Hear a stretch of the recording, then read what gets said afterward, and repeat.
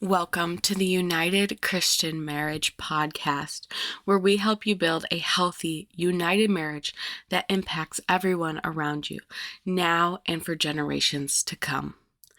Today, we are talking about a heavier topic. We are talking about the broken pit of despair in marriage when things feel like they just could not possibly be saved, when it feels like your marriage is hopeless, when you feel like there's no point because you've tried everything and it just doesn't work for you. Maybe it's late, you're laying in bed, you're staring at the ceiling, wondering if this is just how marriage is supposed to feel, if it's just gonna always be disconnected, tense, and exhausting. You can't remember the last time you felt fully safe with your spouse, the last time you laughed together without something lurking underneath. You wonder if you even like each other anymore. And worst of all, you may be starting to think maybe you were just never meant to be together in the first place. I know that place, and if no one else has told you this yet, let me be the first. You are not crazy for wanting more. You are not broken beyond repair. In your marriage, it is not beyond saving. Today, we are going to talk about what to do when you feel hopeless. Not fluffy, empty advice, but real, tangible steps that actually move the needle in your marriage. Because I promise you, there is hope. And I won't let you leave this episode without knowing exactly what to do next. Let's dive in. Hey wives, I see you. I know the pressure you're carrying, the pressure to be the perfect wife, the devoted mother, the woman who keeps it all together. You're told to be soft, feminine, and gentle, yet also strong, capable, and a provider. The world pulls you in 100 directions, stretching you thin, leaving you exhausted, and wondering if you're enough.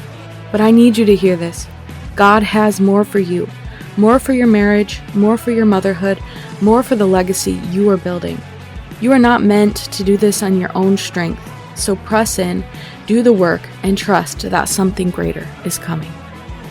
I just want to start by telling you some of my own story. So, in full honesty, full transparency, I've never been to a point where I actually considered leaving my husband. Now, before we got married, there was actually 2 points where we broke up while we were just dating, and it was just kind of silly, but I think we moved really fast in the beginning, and we both took time to make sure that this was really what we wanted, and we broke up to do that. And we both just couldn't stand being broken up. I think for us, it just solidified the fact that we didn't want to walk through that. And so going into marriage, we had already had that experience. We both knew we wanted this to be it. We didn't want to have to be with anyone else. We didn't want to have to rebuild. We did not want to have to create a new life and get to know someone new. And all those steps. Dating is a lot of work, and getting close to someone is a lot of work, especially if you have gone through any kind of trauma or had trust issues, abandonment issues, that sort of thing in your past. I mean, that can make it even more difficult to relearn someone new and figure out what life looks like with them. So we kind of figured out, that we were not going to do that early on. I feel like that oversimplifies it, but for the sake of time, that's not really the story I'm going to dive in today. But essentially, there's always it's hard to stay married and it's hard to get divorced when you're at that breaking point. But the good news is that if you actually choose to stay married, you can make your marriage not feel hard anymore. And if for some of you, that may not even seem possible. You might be thinking to yourself no, my marriage is past that point. And I just want to tell you that it's 100% not. And I've heard some insane stories of wives just hanging in there, doing their best and saving their marriage. And so if you're a husband, hang around, because this episode will still be powerful for you. But of course, this is a solo episode, so I'm going to be talking to the wives mostly. But maybe I'll bring my husband on for another one of these where we can get both point of views. Okay, so I remember there was a point in my marriage pretty early on, actually. I think we just been married for only maybe a few months. I don't remember exactly what it was. It was definitely in our first year. And we had a new baby, and I remember just saying to my husband, I don't think I'm in love with you anymore. And looking back, I'm like, I can't tell you why I said that to him. Like, I have no idea why it came out of my mouth, because there was nothing positive that came from that conversation that we had after that. It was really just hurtful to both of us. Like, it hurt me to say it even. I didn't even like hearing it come out of my own mouth. But I think what it was that I just felt so ashamed about the way that I was feeling. And I just needed to get it out, because I knew that if I just said it out loud, some of the shame would dissipate, right? And that's the thing about shame, is that when we're in these like tough problems in our marriage, or these dark moments that feel so hopeless, or we're going through something, we can start to think we're the only one, and Satan wants to isolate us. He wants to make us feel shameful about it, because that will keep us stuck. And so the only way you can break out of shame is to actually say it out loud and to tell someone you trust. And if it's something like this, then maybe don't tell your husband. Sometimes we do need to have those raw, honest conversations. Sometimes they just have to happen, and there is a healthy way to have them. But I think sometimes it's just not worth breaking your intimacy, especially if your intimacy level is already so low right now. Like, if it's already so low, there's really no point in having a conversation like this with your husband. What you should do, wives, if you're listening right now, and you are relating to this, what you should do is tell a close, trusted friend who's also a Christian, who can just hear you out and help you walk through how you should speak to your husband about this. And if you don't have a friend that you feel comfortable talking to about this with, or you don't have someone that you trust to give you godly, wise advice, please book a free coaching session. The link is in the show notes, and I will 100% walk you through this free of charge, and we will figure out how to word this for you and your husband in a way that will not break your intimacy so far down, especially when you're in that place where, you know, your intimacy is barely there. Like, you're just holding on to that last thread of, you know, those little moments, and you're just grasping to them. You don't want to give that up. That's your last thread. So let's just be wise about the way that we speak to our husbands. So anyways, back to the story. I said that to him, and that caused a whole conversation of him being extremely hurt and me explaining that it wasn't that I didn't love him at all, because I knew that love was a choice. So I explained to him, I'm like, well, love is a choice, and I choose to love you. I choose to keep loving you. This is not me saying that, you know, I want to break up or anything like that. It's just, I don't feel like I'm in love with you anymore. And I can't remember when I last felt that way, or when I stopped feeling that way. And life has just been hard. And, you know, we had that conversation. It was hard. There were some things that we related on. There were some things that we were feeling the same way about. And honestly, that was scary. And I think we were both very nervous in that moment, because we didn't want it to be the end. And we always saw other people ending their relationship that way, whether it was on TV or just like watching other couples struggle. We didn't want to be another one of those couples who's just like, well, I'm not in love with you, so bye.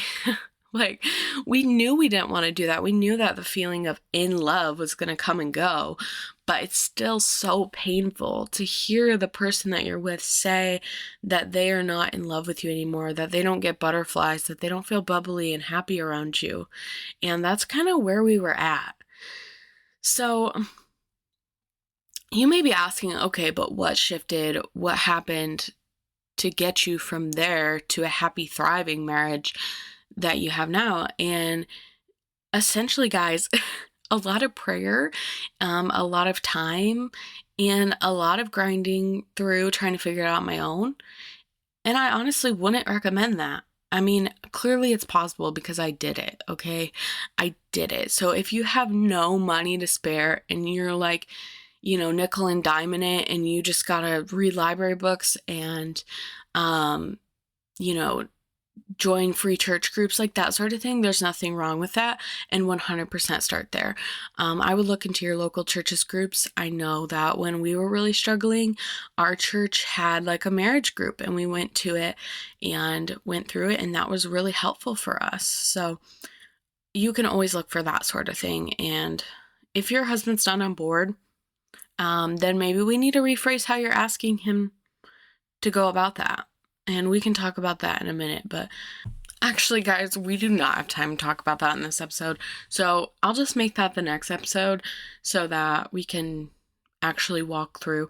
If you've been listening to my episodes, you probably heard some of that, how we should be speaking to our husband and proposing these things so that we can actually get him on board. But I'll do a full in-depth episode of that next, so that if that is an issue in your marriage, you know how to tackle that. So stay tuned for the next episode. All right. So essentially, it took us years to get from there to where we are now. And not to say that we have the perfect marriage now, not by any means, but now we have the tools to work through things when they come up. And that has been incredibly powerful for us. We have the emotional regulation tools to deal with our emotions and process them. Before, we were dealing with shutting down. One of us would feel like, a moment of like depression, and then we would just want to sit and scroll or sit and turn the TV on. You know, in the beginning of our marriage, we never ate dinner at the table. We would always just eat it in front of the TV. It was like all these things to just drown out the emotional noise. And we didn't even realize that it was coming from a place of like having a low EQ and not knowing how to process our emotions. But now that like we have the tools and we learned that in the coaching curriculum, now we know, like that's what it was just us trying to distract ourselves. So there's all these things, from like emotional tools to the actual like thought coaching tools to just understanding how our brain works, that have helped us and led us to here. And that is why I'm so passionate about this coaching program, because as much as I want these episodes to be helpful for you, and I try to make sure they are, I cannot fully help you with your marriage if I don't get the chance to sit down and talk with you and coach you through. And that's why the coaching workbook and sessions are 12 sessions, and then I give you 2 extra ones. So it's a total package of 14 sessions where we get to build a relationship, and I get to help you with your marriage in a way that allows me to get to know you, which allows me to help you better. So let's talk about what you think the problem is versus what the real problem is. Maybe you think that your spouse doesn't care anymore. Maybe you think that you're too different, you're too difficult, he's too difficult, you guys don't have enough in common. Maybe you think the damage is just too deep. But can I be honest with you? The real problem is none of those things. Now, let's just be honest. If you guys were too different, then you wouldn't have been together in the first place, because something drew you together, right? It wasn't a happen chance in most cases. I mean, unless you had an arranged marriage, that may be different. But like, let's just be honest. Me and my husband, we got married very quickly. Like, we did. We weren't even together for a year when we got married. And we jumped into this life together. We didn't fully, like, we actually had a lot of deep conversations very early in our relationship. So we like fast tracked getting to know each other. But we didn't get those, like, some people stay together for years before they even get married. And we didn't have that. And I'm not complaining about that. I'm glad we didn't, because I was thankful that we jumped into marriage and we did the hard work and got it out of the way. But if I could easily say, you know, we're too different, we don't have enough in common, like we just thought we did early on, we rushed it, and it was, stupid. But I can look back and say, no, like we had deep conversations about things that went on in our childhood, things that we experienced in high school, all these things that like we shared about our traumas, we shared about our passions, we shared about what kind of family we want, and we were on the same page about all of those things. So clearly we had something in common. And yet sometimes that lie will still pop in my head where I'm like, me and my husband will be like, oh, we're just too different. And the reality is, every healthy marriage goes through seasons where you feel disconnected. It doesn't mean that you're incompatible. It means you need to intentionally rebuild the connection. And I remember the last time, which thankfully we're choosing not to say this to each other anymore, but the last time, I think it was my husband who had said we're just too different or something last. Not in like a I'm going to break up with you type of way, but I think we were just arguing about something. He's like, we're just so different. And I remember looking at him and I immediately recognized the lie this time. And I went, no, we're not. We're not different. We have so much in common. We still have all the same stuff in common. Remember all the times we said, oh, we have so much in common. We've both been through this and we both feel this way about this thing. And all those things are still true. But you're a man and I'm a woman, and we're bound to have differences. God didn't make us to be the same. And just because right now we're having a disagreement on something doesn't mean that all the things that we've always shared in common have suddenly changed.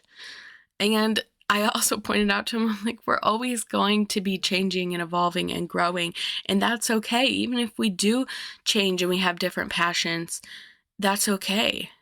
And I think just that small shift of noticing it right when it was happening, right? Because it's easier to think about it later and be like, oh, I should have said, or, oh, like that was wrong, or, it's so easy afterwards to think back on it. But to say it in the moment and shut that thought down and be like, no, like that is a lie of the enemy, and noticing it in the moment, that is very important. And even if you don't do that, there's just one simple way you can nip this in the bud, guys.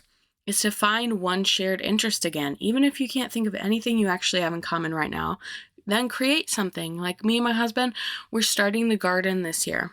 He had no interest in gardening. If I'm being honest, like he couldn't have cared less, but he knew that it was important to me, and I've been talking about it, and he wants to have a farm one day. And so I'm like, I just kind of catered to what I knew he wanted. So it's like, this is really important to me. I would love to have a garden. This will be a great way for us to practice so that down the road, if we end up being able to buy our dream farm, like we have a little bit of experience from a smaller level to work off of, all that sort of thing. And he wasn't like opposing it or anything, but he was just about it. But then he borrowed our neighbor's tiller and tilled up the garden area in our backyard. And it was like suddenly he felt differently about it. He was like, well, I just ruined a patch of grass, so we better make this work now. So all of a sudden we're watching YouTube videos together, and we started our seeds in some water yesterday, and we're gonna plant them in some dirt inside today. And it's just nice. Like we don't have a ton of things that we get to do together besides parenting in the house and TV. And so it was nice to just add something different in there. And you guys can do that in your marriage 100%. The only thing stopping you is you. So, and if you feel like, no way, my husband wouldn't be on board, let him pick the thing. I bet you there's something he's dying to do with you. And even if it's like, go out and, organize the garage, or be in the workshop, or something outdoorsy, or something to do with cars, like whatever, just do it. Just do it with him and smile and be grateful that he's spending time with you. And I bet you'll see some intimacy payoff there. All right, let's go through the other lies real fast. The other lie is, if my spouse wanted this to work, they'd be trying harder. And let's talk about reality here. Reality is that most people shut down because they don't know how to fix it, not because they don't want to. And men are fixers. And if they feel like you've been complaining about the way they go about things, or maybe the enemy's attacking them with lies and making them feel like a failure, and so they may just be shutting down because they feel like they failed you, or they feel like they failed the marriage, or because they just don't know what to do moving forward. And instead of deal with those thoughts and those emotions, it's easier to just shut down, to try to drown it out, numb it. And so that is, again, why we go through that emotion work in the last 3-4 sessions of the coaching program, because that helps us to face this stuff head on and figure out, how do we stop shutting down? How do we stop just numbing out? And so for those of you who are not going to join me in the coaching program, or for those of you who just need a small win right now, you can start the shift. So just decide, what is one small action you can take today to change the tone of your marriage? And I'll just encourage you, if you don't know, start with gratitude, because that is something that can have a huge impact in a very short amount of time. Just start being grateful for everything. Knock your socks off grateful. It doesn't even make sense grateful. Oh my gosh, I'm so thankful that you took your shoes off. Even if you didn't take them off right at the door, I'm so thankful you took your shoes off. I'm so thankful that you made it home today. He didn't have to do anything. He just had to drive home. But you're so thankful that he made it home today. Imagine how good that would feel for him to hear that. You can literally just start being grateful about everything. And I 100% am certain that there will be at least a little shift in his demeanor. Okay. Gotta stop rambling so I can move this along. Line number 3, we've tried everything and nothing works. Okay. The reality is you haven't tried everything. You've tried what you know. You've tried what you know. You keep repeating what you know. That's what we do. And unless we have someone walk us through it, unless we have someone to hold us accountable and help us to change from what we know, it can be extremely hard to change your habits.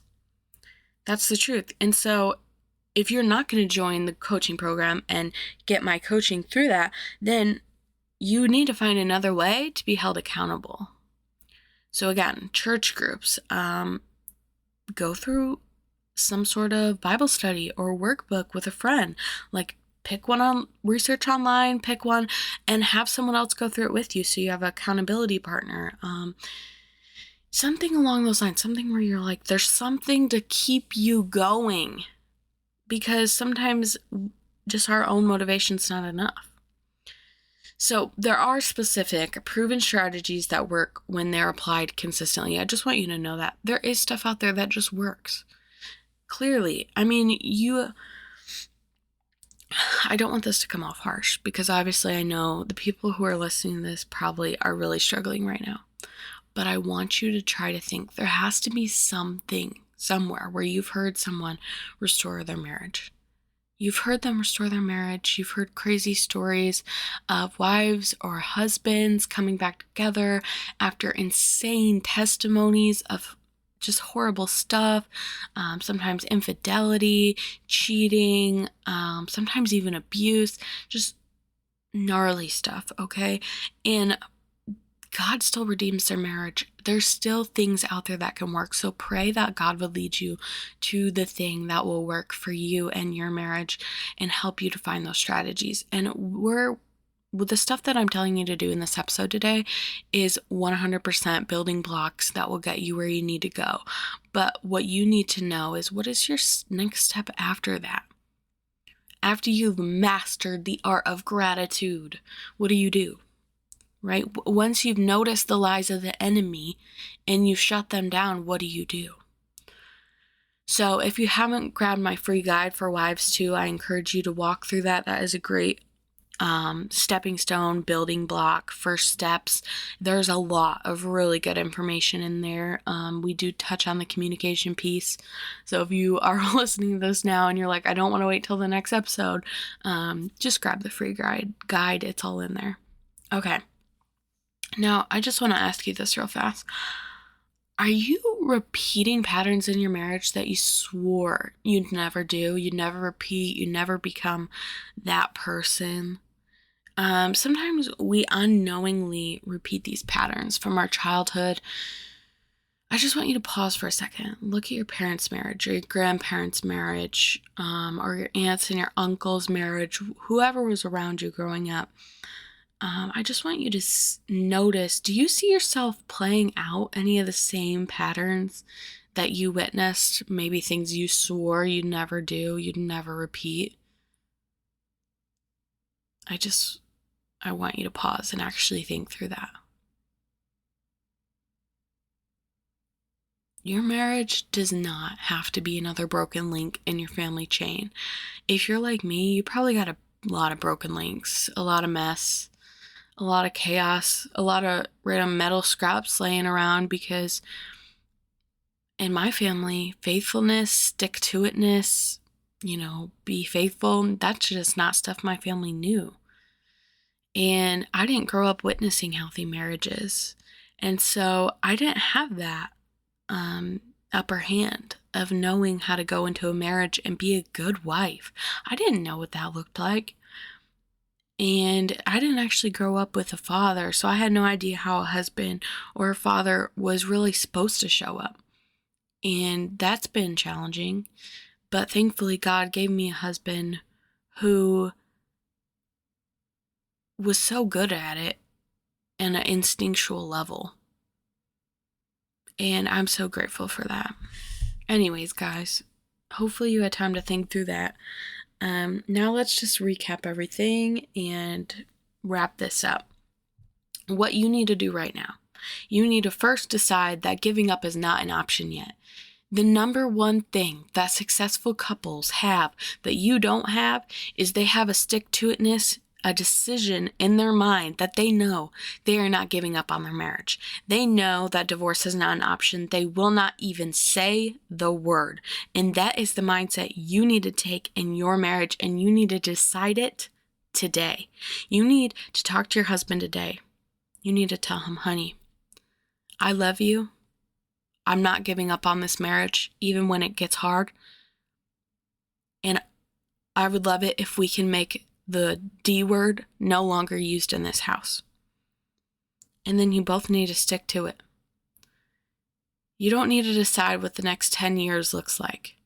Just decide that for this season, you're going to fight no matter what comes your way. You're going to fight for your marriage. How important is your marriage to you? How important is it to you? What would it look like if you could have the marriage of your dreams with your husband right now? Not with some fantasy husband who doesn't exist, with your husband. What would that look like? What would that feel like? Can you taste it? Can you feel it? Can you see it? All right, the second thing is to get out of roommate mode. Stop functioning like coworkers in a shared space. And the number one way that you can do this is to sleep with your husband. To have sex, okay? I'm not going to go into detail because I don't know if you have your kids around. But I just want to say this. Go on a challenge if you can. 30 days. 30 days, no breaks. 30 days every day. Just start there. Even if you think that sounds like the most miserable thing on earth, I'm serious. Get some special juice, the LUBE, and rock it out. Even if it's been a long day, even if you're tired, do it anyways. Do it anyways. Okay? 30 days. Can you do it for 30 days? Because I bet you that you've done harder things. I'm serious, you guys. I know this sounds a little silly. I know it sounds silly, but do it. 30 days. Me and my husband, we're doing a 30-day challenge, and I'm going to come back and I'm going to share with you guys how it went for us so that you can get that perspective. But get a head start. Start now. And then when I go to share my testimony, you can pop in the Facebook group and share yours and encourage other couples to do it as well, because I am so confident that this will be helpful for you guys. And then, you can think, what is one other thing today that would make your spouse feel like they matter to you as a spouse, not as a friend, not as a brother, not as a gas station clerk, like if you're to that point in your marriage where you're being nicer to the checkout people than you are your spouse, something's got to change. So you got to put your pride away, your ego away, and you just got to show up and be nice. You got to show up. Okay, this is sanctifying work, you guys. This is literally the gospel. This is literally the word of God. It is necessary, okay? The word of God says over and over again that we are to put others before ourselves. Not that we shouldn't take care of ourselves. It doesn't say that. It says not only should you take care of yourself, but put others above yourself, okay? take care to mind your words and to mind your attitude towards your spouse. And they will start to change naturally. Even if they don't intentionally change anything on their point, like you've heard, kill them with kindness. It works. Use it in your marriage. Okay. Then the third thing here I'll leave you with, stop having the same fight the same way. If nothing changes, nothing changes, guys. If nothing changes, nothing changes. Did you hear me? I'm going to say it louder for those of you in the back. If nothing changes, nothing changes. I love you guys. I do. I want your marriage to thrive. I want it to thrive. If you keep having the same argument, something about how you approach it has to change. Just like I gave you the example earlier of how my husband said something about how we are so different, and I immediately recognized that it was a lie of the enemy, and I said, no, we're not. And I could tell on his face, he was a little shocked. He's like, huh? Because we'd had that argument before, we'd had that discussion before, and it had gone differently before. And so you will get a look from your spouse when you respond differently, when you change things up, when you just say ouch instead of lashing back in anger. Yeah, you'll get a different response. But even if they're confused at first, eventually they'll catch on, and they may even start picking it up themselves. Maybe then they'll learn to say ouch instead of lashing back in anger. I want to give you guys this Bible verse real fast. 1 Corinthians 7:16 says, "Don't you wives realize that your husbands might be saved because of you? And don't you husbands realize that your wives might be saved because of you?" Now here it's talking about like actually being saved by Jesus, by the Christian faith, if you're married to a non-believer. But if that is possible, then we see that there is a ultimate truth that our behaviors, that our beliefs can reflect onto our partner. And we see that, like, if you have kids, you might know this, you don't want your kids hanging out with the bad kids because you know they might be influenced by their behaviors. You don't want them to go out drinking and partying because that's not what we want for our kids. And so if you see someone else's kids drinking and partying, you might not want your kids to hang out with them. It's not because you don't love that other child. Of course you love them, but you don't want that for your kid. And so we need to have that same mentality in our marriage. The way we act will affect our spouse. And when we stop looking at it as it's just me, and you need to be thinking of me, but I'm not going to think of you, that is selfish. That is one. That is not united. That is oneness. And we don't want oneness with ourselves. We want oneness with our spouse and with God. All right, guys, this is running a little long, but this is a really important episode, so it just had to be longer. Let's wrap this up. Now, here's the hardest truth, guys. You cannot fix this alone. You were never meant to. Okay, I did it more alone than I should have, but I still didn't do it alone. I still joined a church group. I still grabbed a workbook, grabbed some prayer journals. If I wouldn't have bought anything, if I wouldn't have gone to any groups, if I wouldn't have surrounded myself with other people in our church, I wouldn't have been able to do it. Every single couple that I've heard about or worked with has had moments where they felt like you do right now. Hopeless, exhausted, just done. But do you know the difference between the ones who restored their marriage and the ones who didn't? They got help before they gave up. They got help.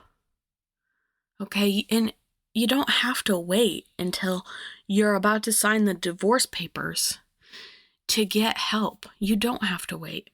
And there's different types of help. We've talked about that. If you're wondering, like, is coaching for me? Is counseling for me? Should I see a pastor? Go back and look at some of our other episodes. But there's never a wrong time to get help, honestly. I wouldn't even say there's ever a too late to get help. If you've already divorced, cool. Come join the program. Let's start your marriage over again. And let's start it on a good, healthy foundation. I can help you do that. There is no too late to get help, okay? God's heart is restoration for marriages. I believe that with every ounce of my being. I do. So if you are serious about taking that next step and you're even curious about working with me, if you're even curious about my program, just grab a free coaching call. It's free. It's free, guys. Like, you're not losing anything except 30 minutes of your time, but you're getting something out of it, right? At the bare minimum, you'll get some clarity. It's not 30 minutes of me pitching you. No, it's 30 minutes of me coaching you. And then you get one follow-up email. I mean, that's it.